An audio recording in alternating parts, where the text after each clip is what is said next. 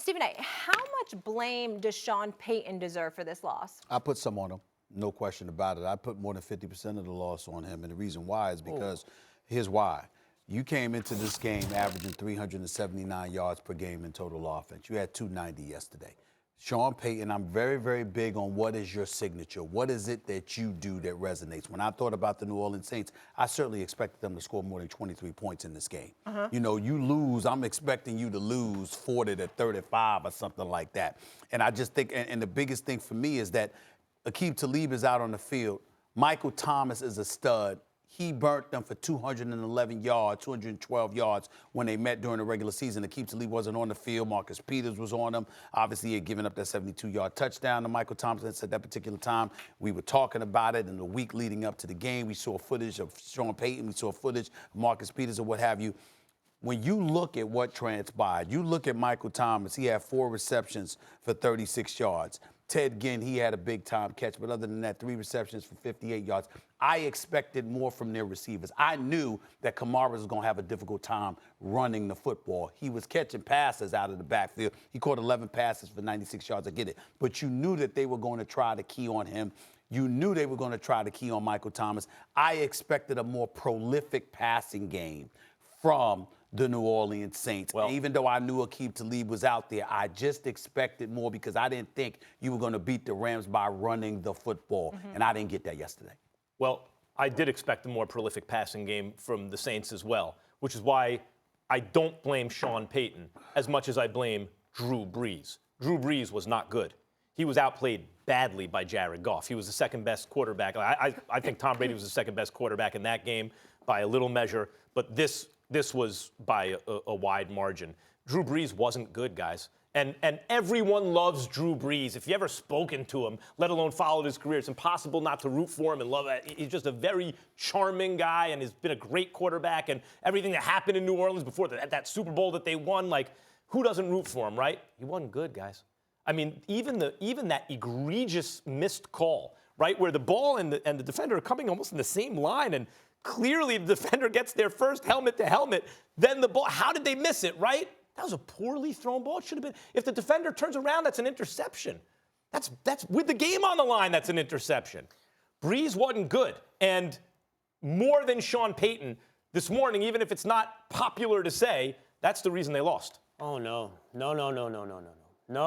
How much blame does Sean Payton deserve? About this much. Just, like, not over 50. 5%. And the criticism has got to be somewhere in the line of run the clock out. Before the ever-famous penalty non-call play, he chose to throw the ball twice, thus stopping the clock with every incompletion. If he runs the ball, he leaves the Rams very little time on the clock to do what they ended up doing.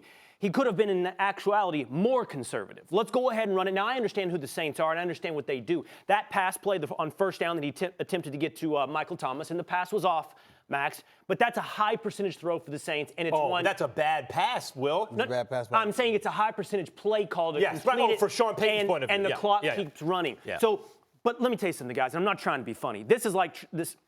How was the play, Mrs. Lincoln? Well, you know, the acting in the first act was a little off. There was a line that wasn't measured quite.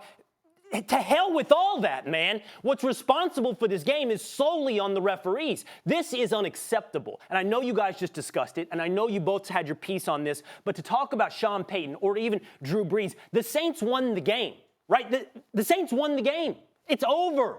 You make the correct call. The clock is run out. The game is over. And we have all agreed. I've heard you guys. I watched the segment. It's egregious. It's over the top. I don't want to hear about Drew Brees. He did enough to win the game, Max. I don't want to hear about Sean Payton, Stephen A. He did enough to win the game.